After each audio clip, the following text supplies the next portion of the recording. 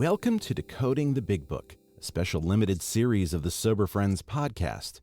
Researched and sourced from Writing the Big Book by William Shaberg, the purpose of each episode is to provide context and history for each chapter of the Big Book of Alcoholics Anonymous, followed by a reading of the chapter from the 4th edition. Each section is marked by chapters, so feel free to skip ahead to what you're interested in and leave the rest.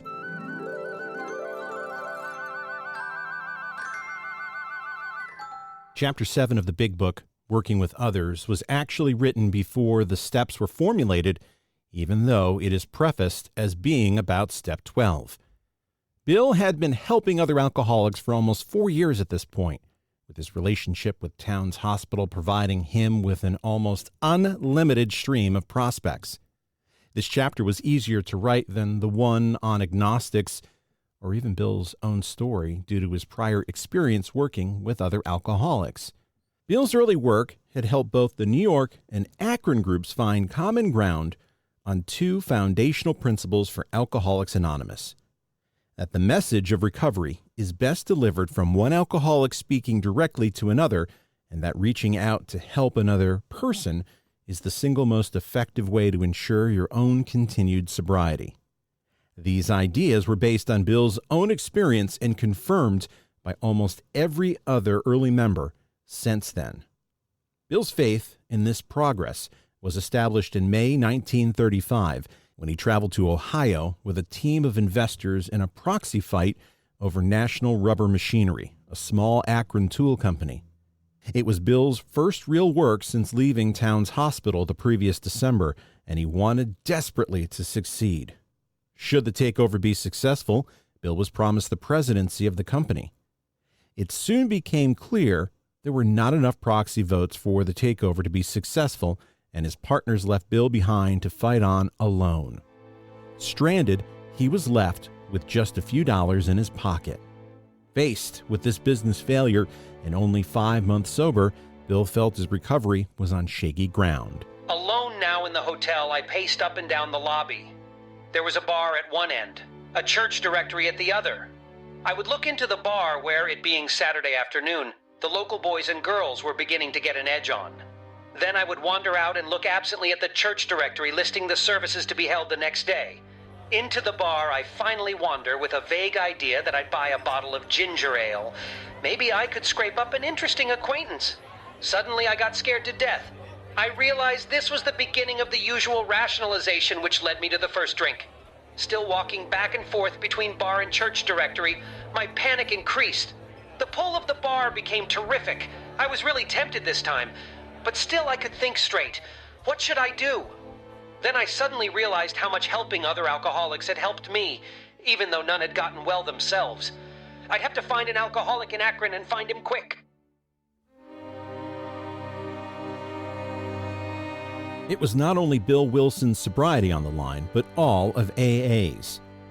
No one can know what might have happened if Bill had gone for the bar instead of the telephone in this moment. The phone call led to several others and eventually to the man credited as being the co-founder of AA, Dr. Bob Smith.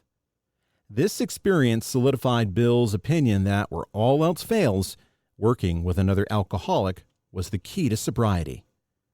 Throughout the writing of the Big Book, Bill uses his skills as a salesman to sell the tenets of the book. Bill presents his information, builds his argument to successfully sell his conclusions to the reader, and then closes the deal. The chapter Working with Others presents the clearest example of this sales approach, going so far as to talk about an alcoholic somebody might work with as a prospect. When working with another alcoholic, Bill suggests the following steps. First, get to know your prospect by finding out all you can about him. You can do this by talking to the prospect's wife to get an idea of his behavior, his problems, his background, the seriousness of his conditions, and his religious bearings. As a sales tactic, this is knowing all you can about your prospect before you arrive. Next, to qualify the prospect, Bill advises to, quote, wait till he goes on a binge and wait for the end of the spree or at least a lucid interval, end quote. If the individual is interested in getting sober, his family should mention they know someone who has solved his own problem with alcohol and who tries to help others. Bill suggests starting with the willing person who admits an openness to change. If the alcoholic is unwilling, Bill suggests leaving the big book with him, a sort of leaving some promotional materials for the product. Perhaps the prospect might read the book and understand his problem and the proposed solution. Bill makes the warning not to approach the prospect through his family, but through a professional referral such as a doctor. He encourages hospitalization if necessary and says then, once he is a patient, quote, let the doctor tell him he has something new in the way of a solution, end quote, and, quote, when your man is better, let the doctor suggest a visitation from you, end quote.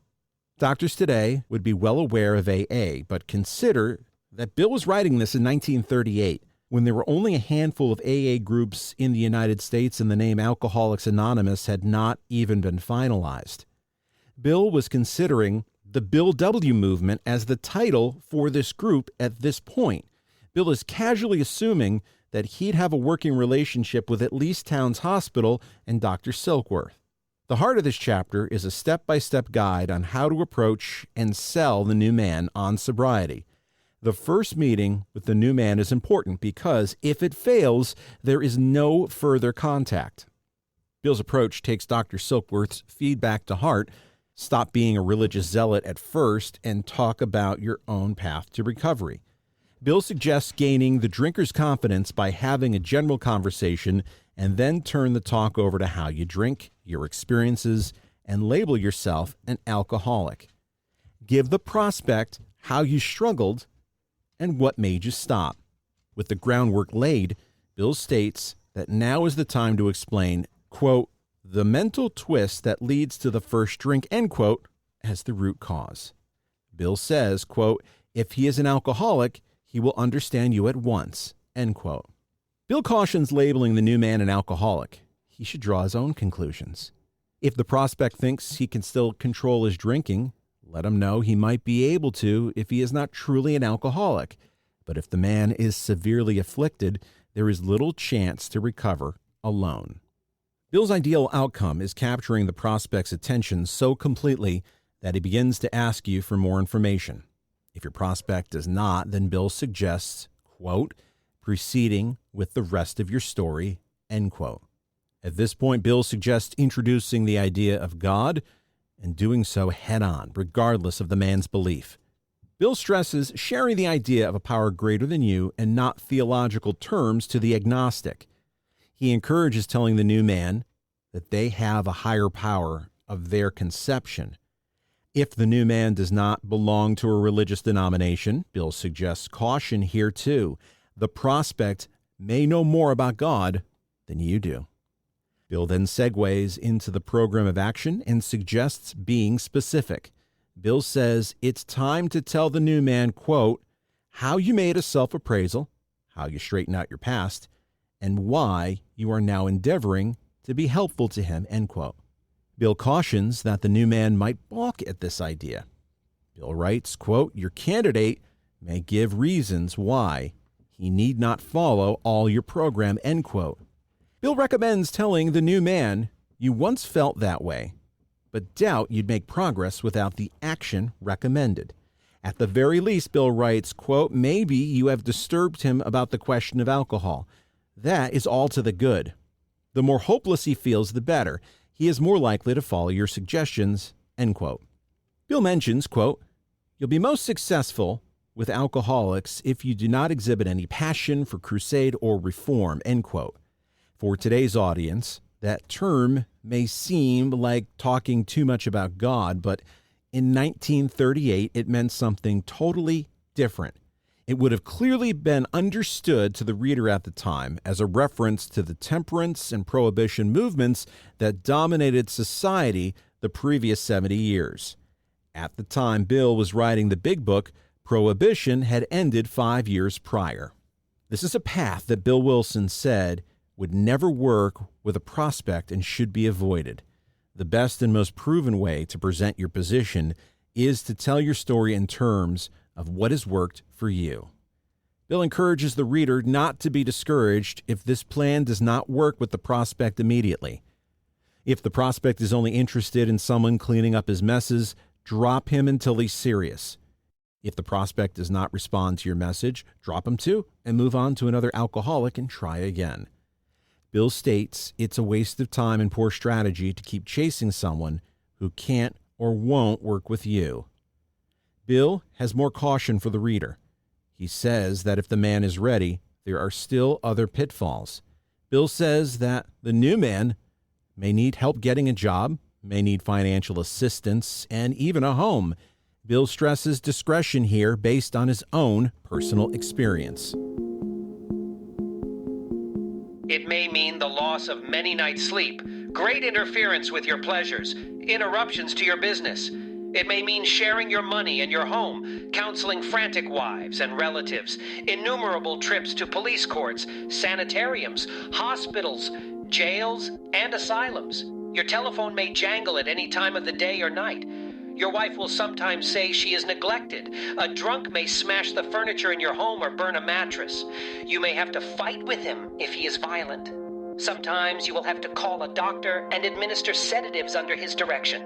Another time you may have to send for the police or an ambulance. Bill cautions vigilance and care because this could also trip up the prospect.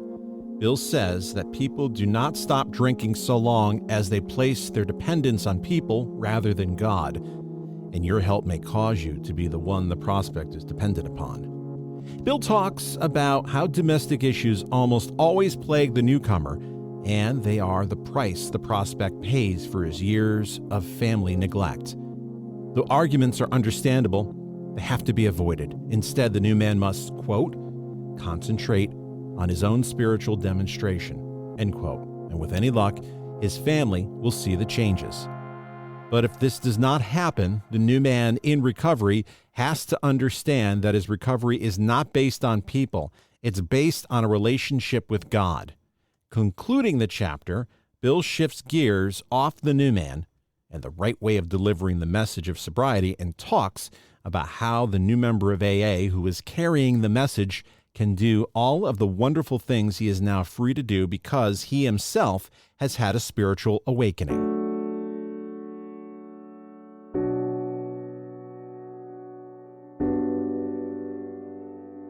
Assuming we are spiritually fit, we can do all sorts of things alcoholics are not supposed to do. People have said we must not go where liquor is served. We must not have it in our houses. We must shun friends who drink. We must avoid moving pictures which show drinking scenes. We mustn't go into bars. Our friends must hide their bottles if we go to their houses. We mustn't think or be reminded about alcohol at all. Experience proves this nonsense. The alcoholic can't get any better in isolation. They must coexist in the real world where alcohol is present. If the new man can't, then he still has an alcoholic mind, and there are issues with his spiritual condition. The rule is not to avoid a place of drinking so long as we have a legitimate reason to be there. This may seem concerning to a modern member of Alcoholics Anonymous, where the belief is that alcohol should be avoided as much as possible. Modern reader could also view Bill as having a cavalier attitude with the newcomer's sobriety. Why would Bill talk about proximity to alcohol this way? It's worth remembering the times. The Big Book was written just after the end of Prohibition, and the reader had memories of the temperance movement. Bill is trying to separate the beliefs and practices of Alcoholics Anonymous from the public's view on the temperance and prohibition movement. Though Bill does not spell it out, he assumes the reader in 1938 would make the connection. Most importantly, Bill is making the point that the problem is not in a bar, a bottle, or the alcohol itself. It's deep within the alcoholic. Bill wants the reader to look within himself and rely on God's help, which is the solution to the drinker's problem. After all, our troubles were of our own making. Bottles were only a symbol. Besides, we have stopped fighting anybody and anything. We have to.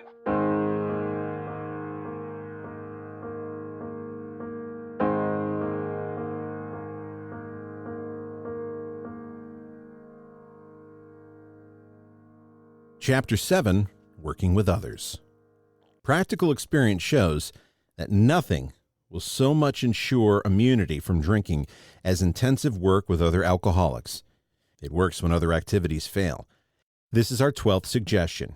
Carry this message to other alcoholics. You can help when no one else can. You can secure their confidence when others fail. Remember, they are very ill.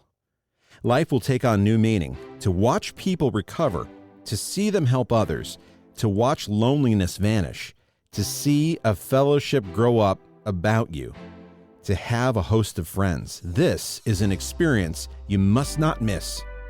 We know you will not want to miss it. Frequent contact with newcomers and with each other is the bright spot of our lives. Perhaps you are not acquainted with any drinkers who want to recover. You can easily find some by asking a few doctors, ministers, priests, or hospitals. They will only be too glad to assist you. Don't start out as an evangelist or reformer. Unfortunately, a lot of prejudice exists. You'll be handicapped if you arouse it. Ministers and doctors are competent, and you can learn much from them if you wish. But it happens that because of your own drinking experience, you can be uniquely useful to other alcoholics. So cooperate, never criticize. To be helpful is our only aim. When you discover a prospect for Alcoholics Anonymous, find out all you can about him.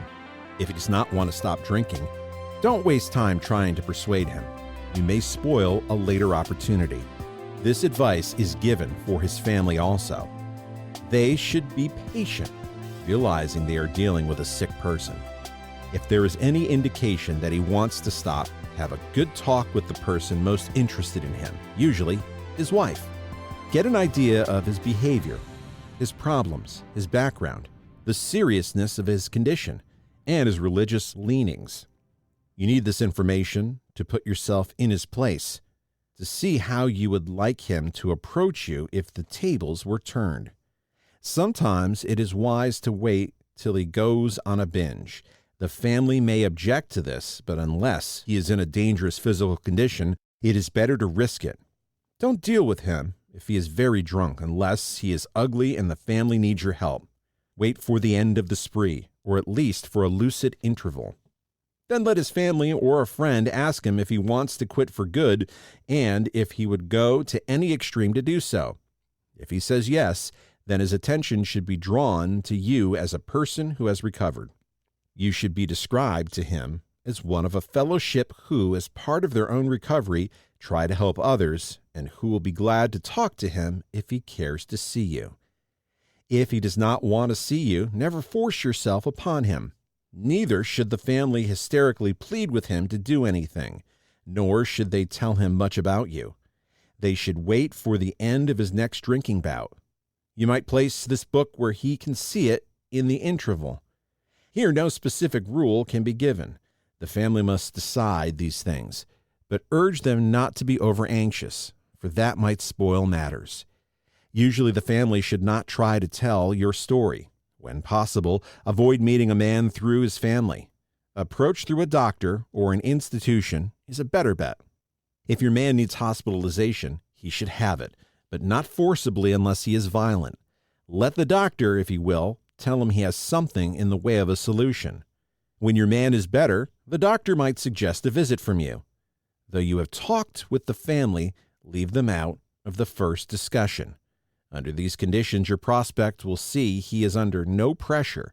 He will feel he can deal with you without being nagged by his family. Call on him while he is still jittery. He may be more receptive when depressed. See your man alone if possible. At first, engage in a general conversation. After a while, turn your talk to some phase of drinking. Tell him enough about your drinking habits, symptoms, and experiences to encourage him to speak of himself.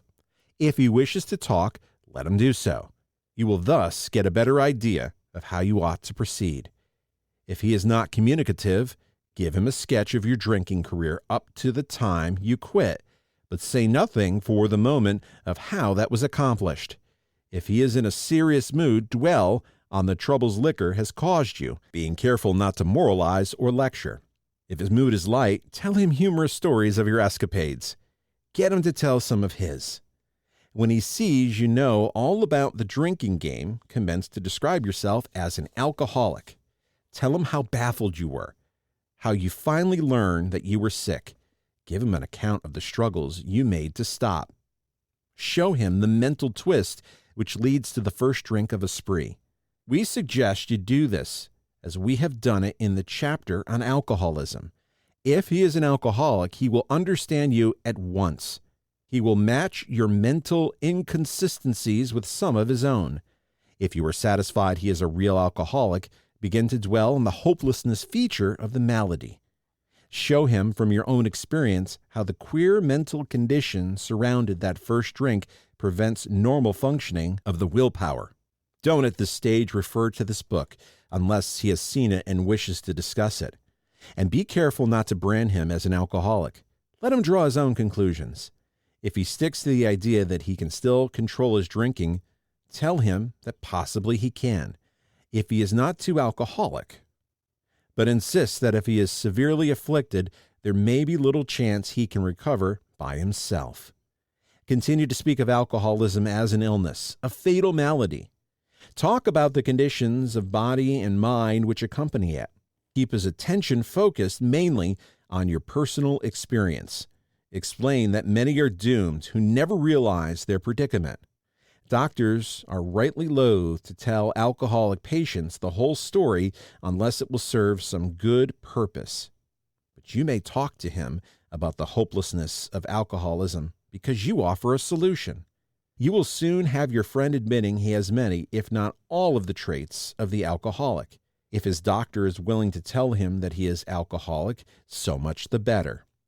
Even though your protege may not have entirely admitted his condition, he has become very curious to know how you got well. Let him ask you that question, if he will. Tell him exactly what happened to you. Stress the spiritual feature freely. If the man be agnostic or atheist, make it emphatic that he does not have to agree with your conception of God. He can choose any conception he likes, provided it makes sense to him. The main thing is that he be willing to believe in a power greater than himself and that he live by spiritual principles. When dealing with such a person, you had better use everyday language to describe spiritual principles. There is no use arousing any prejudice he may have against certain theological terms and conceptions about which he may already be confused. Don't raise such issues, no matter what your own convictions are.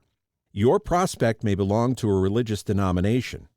His religious education and training may be far superior to yours. In that case, he's going to wonder how you can add anything to what he already knows. But he will be curious to learn why his own convictions have not worked and why yours seem to work so well. He may be an example of the truth that faith alone is insufficient. To be vital, faith must be accompanied by self-sacrifice and unselfish, constructive action. Let him see that you are not there to instruct him in religion. Admit that he probably knows more about it than you do, but call to his attention the fact that however deep his faith and knowledge, he could not have applied it, or he would not drink. Perhaps your story will help him see where he has failed to practice the very precepts he knows so well. We represent no particular faith or denomination. We are dealing only with general principles common to most denominations. Outline the program of action, explaining how you made a self-appraisal, how you straightened out your past, and why you are now endeavoring to be helpful to him. It is important for him to realize that your attempt to pass this on to him plays a vital part in your own recovery. Actually, he may be helping you more than you're helping him. Make it plain he is under no obligation to you, that you only hope that he will try to help other alcoholics when he escapes his own difficulties. Suggest how important it is that he place the welfare of other people ahead of his own. Make it clear that he is not under pressure, that he needn't see you again if he doesn't want to. You should not be offended if he wants to call it off, for he has helped you more than you have helped him. If your talk has been sane, quiet, and full of human understanding, you have perhaps made a friend. Perhaps you have disturbed him about the question of alcoholism. This is all to the good. The more hopeless he feels, the better. He will be more likely to follow your suggestions. Your candidate may give reasons why he need not follow all of the program. He may rebel at the thought of a drastic house cleaning, which requires discussion with other people. Do not contradict such views. Tell him you once felt as he does, but you doubt whether you would have made much progress had you not taken action. On your first visit, tell him about the Fellowship of Alcoholics Anonymous. If he shows interest, lend him a copy of this book.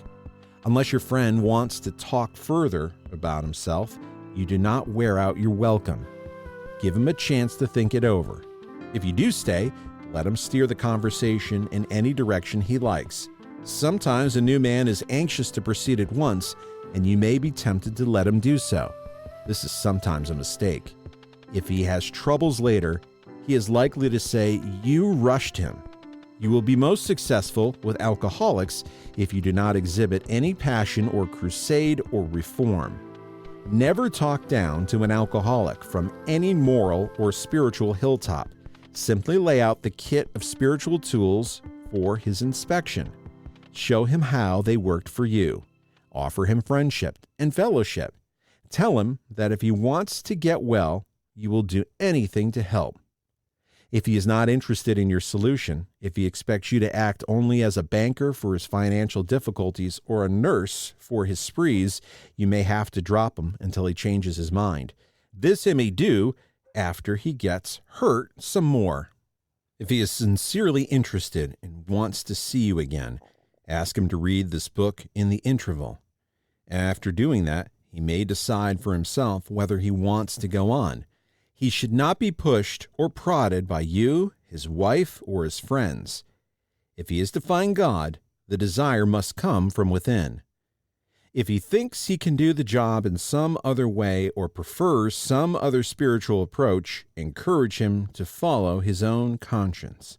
We have no monopoly on God. We merely have an approach that worked with us, but point out that we alcoholics have much in common, and that you would like, in any case, to be friendly.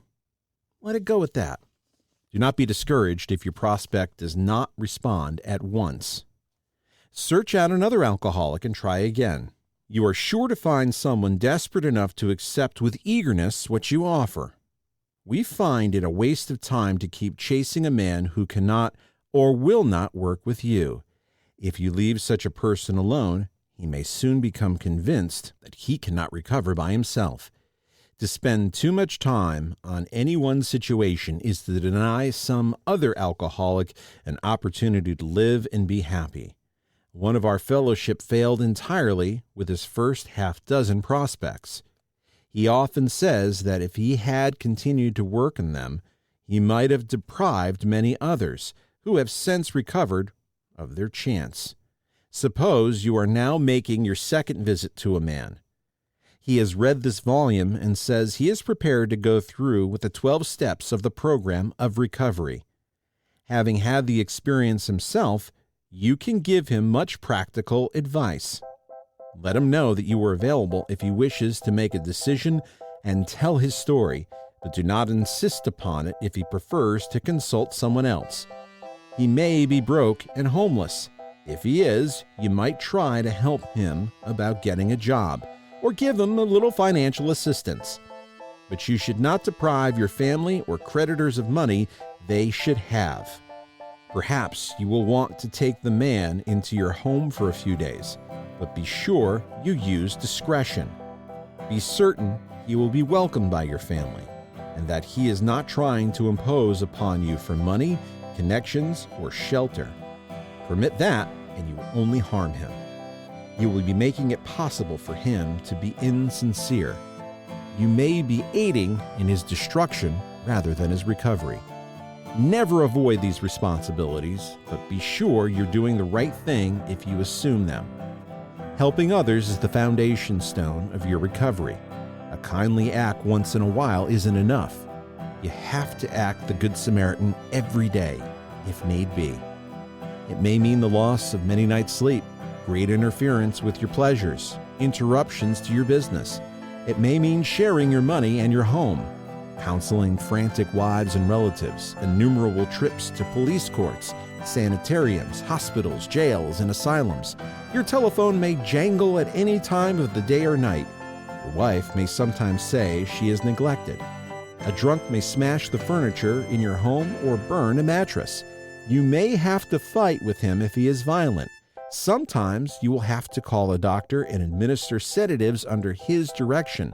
Another time, you may have to send for the police or an ambulance. Occasionally, you will have to meet such conditions. We seldom allow an alcoholic to live in our homes for long at a time. It is not good for him, and it sometimes creates serious complications in a family. Though an alcoholic does not respond, there is no reason why you should neglect his family. You should continue to be friendly to them. The family should be offered your way of life. Should they accept and practice spiritual principles, there is a much better chance that the head of the family will recover. And even though he continues to drink, the family will find life more bearable. For the type of alcoholic who is able and willing to get well, little charity in the ordinary sense of the word is needed or wanted. The men who cry for money and shelter before conquering alcohol are on the wrong track. Yet we do not go to great extremes to provide each other with these very things when such action is warranted. This may seem inconsistent, but we think it is not. It is not the matter of giving that is in question, but when and how to give. That often makes the difference between failure and success. The minute we put our work on a service plane, the alcoholic commences to rely upon our assistance rather than upon God. He clamors for this or that, claiming he cannot master alcohol until his material needs are cared for. Nonsense. Some of us have taken very hard knocks to learn this truth. Job or no job. Wife or no wife. We simply do not stop drinking so long as we place dependence upon other people ahead of dependence on God. Burn the idea into the conscience of every man that he can get well regardless of anyone. The only condition is that he trust in God and clean house. Now the domestic problem. There may be divorce, separation, or just strained relations. When your prospect has made such reparation as he can to his family and has thoroughly explained to them the new principles by which he is living, he should proceed to put those principles into action at home. That is, if he is lucky enough to have a home. Though his family be at fault in many respects, he should not be concerned about that. He should concentrate on his own spiritual demonstration. Argument and fault-finding are to be avoided like the plague. In many homes, this is a difficult thing to do, but it must be done if any results are to be expected. If persisted in for a few months, the effect on a man's family is sure to be great. The most incompatible people will discover that they have a basis upon which they can meet. Little by little, the family may see their own defects and admit them. These can then be discussed in an atmosphere of helpfulness and friendliness. After they have seen tangible results, the family will perhaps want to go along. These things will come to pass naturally and in good time provided. However, the alcoholic continues to demonstrate that he can be sober, considerate, and helpful regardless of what anyone says or does. Of course, we all fall much below this standard many times, but we must try to repair the damage immediately, lest we pay the penalty by a spree. If there be divorce or separation, there should be no undue haste for the couple to get together. The man should be sure of his recovery. The wife should fully understand his new way of life. If their old relationship is to be resumed, it must be on a better basis, since the former did not work. This means a new attitude and spirit all around. Sometimes it is to the best interest of all concerned that a couple remain apart. Obviously, no rule can be laid down. Let the alcoholic continue his program day by day. When the time for living together has come, it will be apparent to both parties.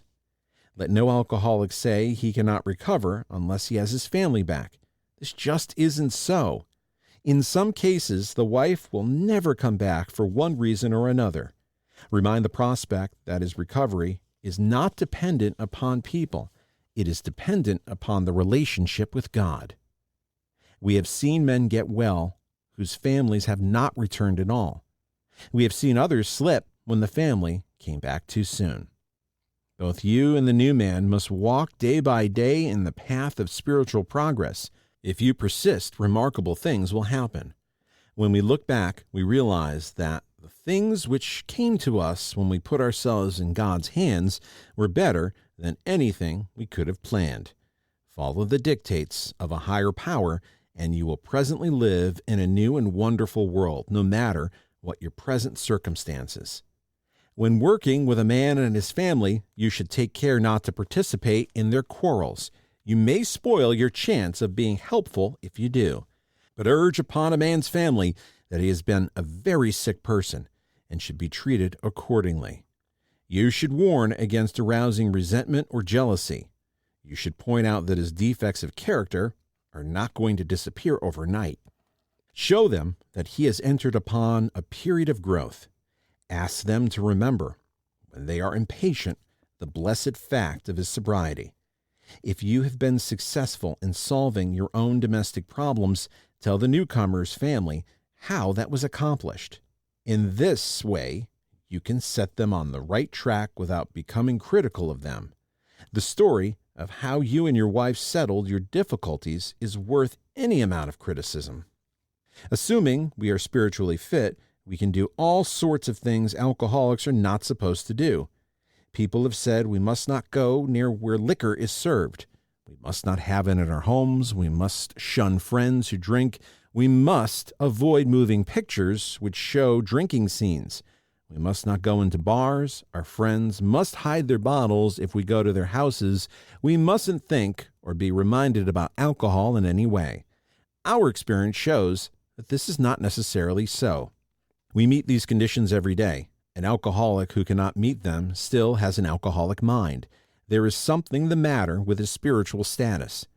His only chance for sobriety would be someplace like the Greenland ice cap, and even there, an Eskimo might turn up with a bottle of scotch and ruin everything.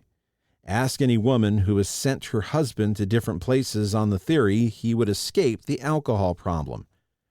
In our belief, any scheme of combating alcoholism which proposes to shield the sick man from temptation is doomed to failure.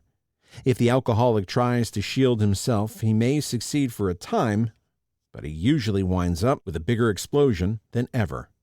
We have tried these methods. These attempts to do the impossible have always failed. So our rule is not to avoid a place where there is drinking if we have a legitimate reason for being there.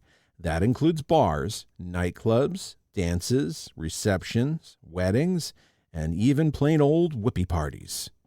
To a person who has had experience with an alcoholic, this may seem like tempting providence, but it isn't. You will note that we made an important qualification. Therefore, you ask yourself on each occasion, have I any good social, business, or personal reason going to this place? Or am I expecting to steal a little vicarious pleasure from the atmosphere of such places? If you answer those questions satisfactorily, you need have no apprehension. Go or stay away, whatever seems best. But be sure you are on solid spiritual ground before you start, and that your motive going in is thoroughly good. Do not think of what you will get out of the occasion. Think of what you can bring to it. But if you're shaky, you had better work with another alcoholic instead. Why sit with a long face in places where there is drinking, sighing about the good old days? If it is a happy occasion, try to increase the pleasure of those there. If a business occasion, go and attend to your business enthusiastically. If you are with a person who wants to eat in a bar, by all means go along. Let your friends know they are not to change their habits on your account. At a proper time and place, explain to all your friends why alcohol disagrees with you. If you can do this thoroughly, few people will ask you to drink. While you were drinking, you were withdrawing from life little by little. Now you are getting back into the social life of this world. Don't start to withdraw again just because your friends drink liquor. Your job now is to be at the place where you may be of maximum helpfulness to others. So never hesitate to go anywhere if you can be helpful. You should not hesitate to visit the most sordid spot on earth on such an errand. Keep on the firing line of life with these motives, and God will keep you unharmed. Many of us keep liquor in our homes. We often need it to carry green recruits through a severe hangover. Some of us still serve it to our friends provided they are not alcoholic. But some of us think we should not serve liquor to anyone. We never argue this question. We feel that each family, in the light of their own circumstances, ought to decide for themselves. We are careful never to show intolerance or hatred of drinking as an institution. Experience shows that such an attitude is not helpful to anyone. Every new alcoholic looks for the spirit among us and is immensely relieved when he finds we are not witch burners. A spirit of intolerance might repel alcoholics whose lives could have been saved had it not been for such stupidity.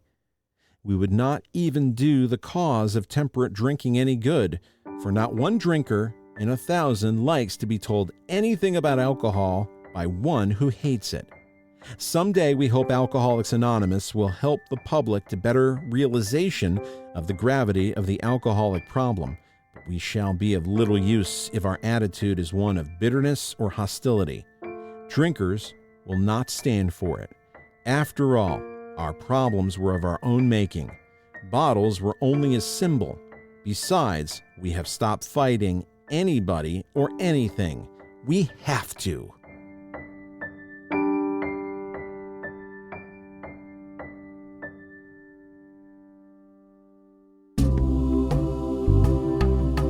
Decoding the Big Book is a special limited series of the Sober Friends podcast.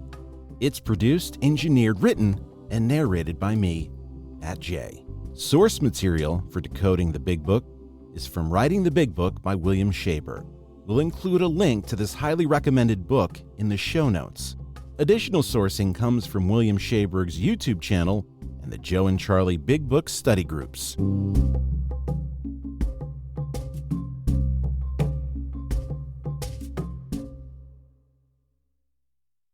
You made it this far into the podcast. That tells me you're a pretty big fan.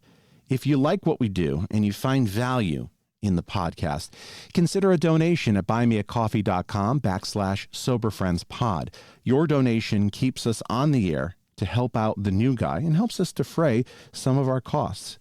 If you find value in our podcast, please consider a donation at buymeacoffee.com/soberfriendspod.